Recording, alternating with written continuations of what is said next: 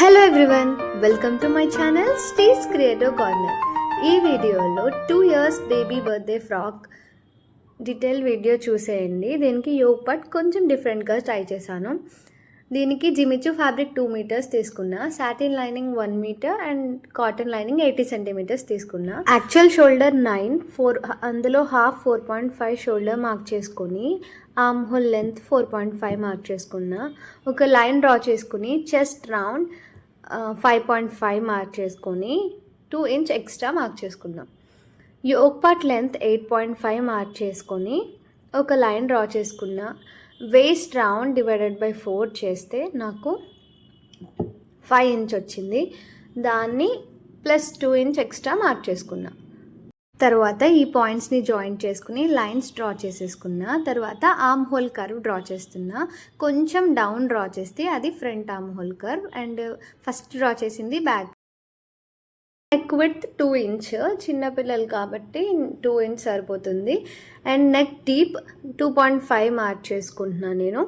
ఇది యాక్చువల్గా దీనికి స్లీవ్లెస్ ఒక స్ట్రిప్లా వస్తుంది ఈ ఫ్రాక్కి, అందుకే నేను ఇలా మార్క్ చేసుకుంటున్నా ప్యాటర్న్. తర్వాత ఈ స్లీవ్ది రెడీ షోల్డర్ది ఎగ్జాక్ట్గా మిడ్ పాయింట్ నుంచి మార్క్ చేసుకుని కిందకి ఇలా మార్క్ చేసుకుంటే ఆ ప్లేస్లోనే మనకి ఆ స్ట్రిప్ వస్తుంది. తర్వాత దీన్ని కట్ చేసుకుంటున్నా. దీన్ని కట్ చేసిన తర్వాత సెపరేట్ చేసి ఫస్ట్ బ్యాక్ పార్ట్ని డ్రా చేసేసి ఫ్రంట్ పార్ట్కి ఇలా కొంచెం ఆ లోతు కట్ చేసేస్తే అది ఫ్రంట్ పార్ట్. నేను ఇక్కడ టక్స్ పెడుతున్నాను కదా, మనకి అక్కడే మన స్ట్రిప్ వస్తుంది స్లీవ్స్ది. తర్వాత దీన్ని సాటిన్ పైన ప్లేస్ చేసుకొని నేను అప్రాక్సిమేట్గా కొంచెం లీవ్ చేస్తూ ఫ్యాబ్రిక్ కట్ చేసేసుకున్నా. తర్వాత ఈ ఫ్రంట్ పార్ట్కి మనం యోగ్ పార్ట్లో డిజైన్ ప్లాన్ చేస్తున్నాం కాబట్టి దీన్ని నేను ఇలా మార్క్ చేసుకుంటున్నా. తర్వాత మనం స్ట్రిప్స్ కోసం నేను ఇలా జిమిచు ఫ్యాబ్రిక్ని కట్ చేసుకొని స్టిచ్ చేసేసి దాన్ని రివర్స్ చేసేస్తున్నా. ఇలాంటివి 6 ప్రిపేర్ చేసుకున్నా. 3 కలిపి ఒక బ్రెయిడ్ లాగా అల్లుదామని.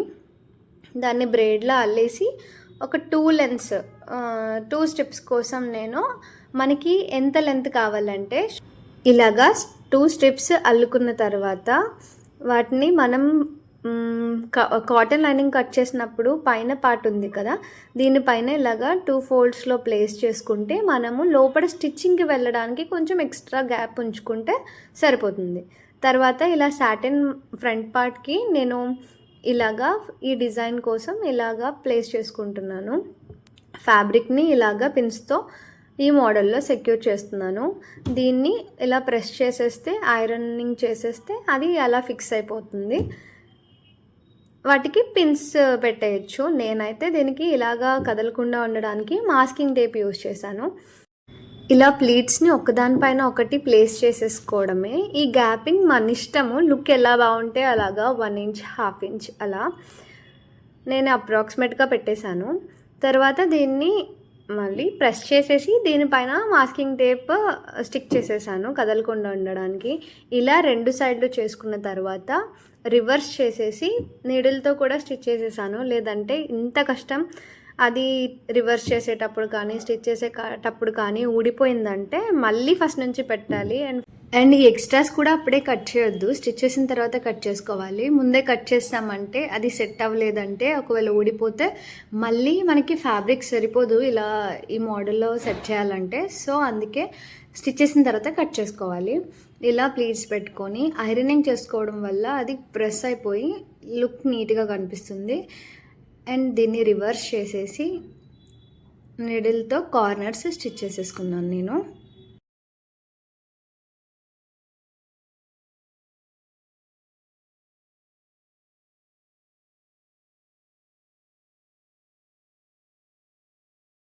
దీనిపైన మనం ముందుగా కట్ చేసుకున్న కాటన్ ఫ్యాబ్రిక్ని పెట్టుకొని ఇలా స్టిచ్ చేసుకోవాలి. ఇలా 1/2 inch గ్యాప్తో స్టిచ్ చేసుకునేటప్పుడు మనకి స్ట్రిప్స్ ఉన్నాయి కదా, వీటిని మనం ఎంత స్టిచ్లోకి వెళ్ళాలో ఈక్వల్గా మార్క్ చేసుకొని అందులో ఈ లోపల నుంచి ఈ స్ట్రిప్ని పెట్టుకొని 2 sides కూడా 2 స్ట్రిప్స్ని ఇలా ఇన్సర్ట్ చేసుకొని లోపల నుంచి మనము ఈ పైన స్టిచ్ వేసేసుకోవాలి.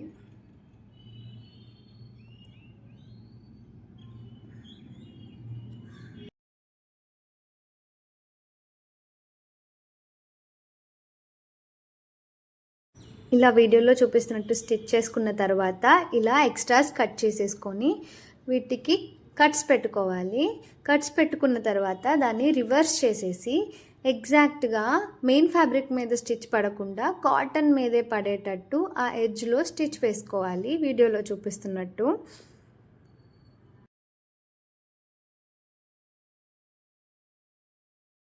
తర్వాత ఇలా మెయిన్ ఫ్యాబ్రిక్ పైన కూడా స్టిచ్ చేసేసుకోవాలి. అప్పుడు ఇలా బుట్టలు లేవకుండా కరెక్ట్గా వస్తుంది.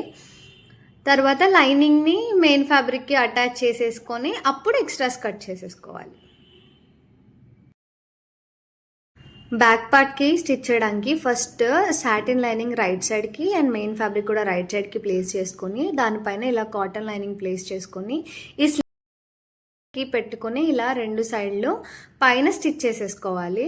స్టిచ్ చేసుకున్న తర్వాత కట్స్ పెట్టుకొని ఇలా రివర్స్ చేసేసుకోవాలి. స్టిచ్ చేసుకొని అలా రివర్స్ చేసుకున్నప్పుడు మనకి ఇలా పిల్లలకి గుచ్చుకోకుండా ఇలా పైన అటాచ్ చేయొద్దు. ఎప్పుడు ఇలా అటాచ్ చేసుకోవడం వల్ల గుచ్చుకోకుండా అవి లోపలికి వెళ్ళిపోతాయి. దానివల్ల కంఫర్ట్గా ఉంటుంది. నెక్స్ట్ కింద బాటమ్ పార్ట్ కోసం సాటిన్ లైనింగ్ తీసుకున్న 15 ఇంచ్ అండ్ 33 ఇంచ్. తర్వాత ఇలా cotton lining same satin length తోటి తీసుకొని ఇలా ఫోల్డ్ చేసుకొని దీనిపైన యోక్ పార్ట్ పెట్టి నేను ఇలా కట్ చేసేస్తున్నా వీడియోలో చూపిస్తున్నట్టు. దీన్ని కాటన్ లైనింగ్ లోపల యూజ్ చేయడం కోసం.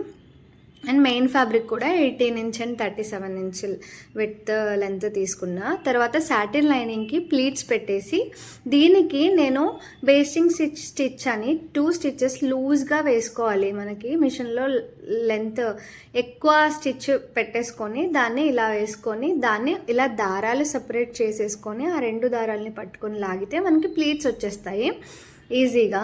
దీన్ని సేమ్ ఆ సాటిన్ ఎంత లెంత్ ఉందో యోక్ పార్ట్ అదే లెంత్తో మనము దీన్ని సాటిన్కి అటాచ్ చేసేసుకోవాలి. ఈ అటాచ్ చేసుకున్న దానిపైన మనం ఈ యోక్ పార్ట్ని ఇలా రాంగ్ సైడ్లో ప్లేస్ చేసుకుని దీనిపైన మనం కాటన్ ప్లేస్ చేసుకుని స్టిచ్ చేసేసుకోవాలి. ఇలా స్టిచ్ చేసుకోవడం వల్ల మనకి స్టిచ్చెస్ కూడా ఏమీ పైకి రాకుండా గుచ్చుకోకుండా కంఫర్ట్గా ఉంటాయి.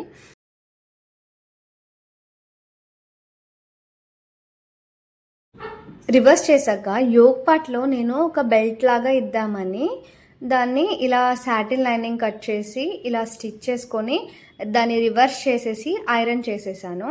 దాన్ని ఒక బెల్ట్ లాగా యోక్ పార్ట్లో ఇలా అటాచ్ చేసేసాను.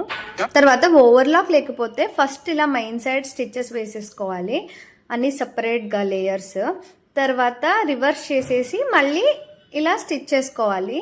అప్పుడు ఇది ఓవర్లాక్ లాగా టిప్. ఇది ఓవర్లాక్ లేని వాళ్ళకి పోగులు బయటకు రాకుండా ఉంటుంది. కింద జిగ్జాగ్ చేసేసుకొని రివర్స్ చేసేసిన తర్వాత మళ్ళీ ఒక స్టిచ్ వేసేసుకోవాలి.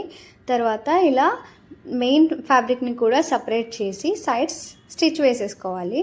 దానివల్ల ఫ్రంట్ అండ్ లోపల కూడా లుక్ బాగుంటుంది. తర్వాత రివర్స్ చేసేసి ఇక్కడ నేను ఈ ఫ్లవర్ అటాచ్ చేస్తున్నాను. ఈ ఫ్లవర్ ఎలా చేసానో కూడా షార్ట్ వీడియో ఉంది, ఇంట్రెస్ట్ ఉన్న వాళ్ళు చూసేయండి.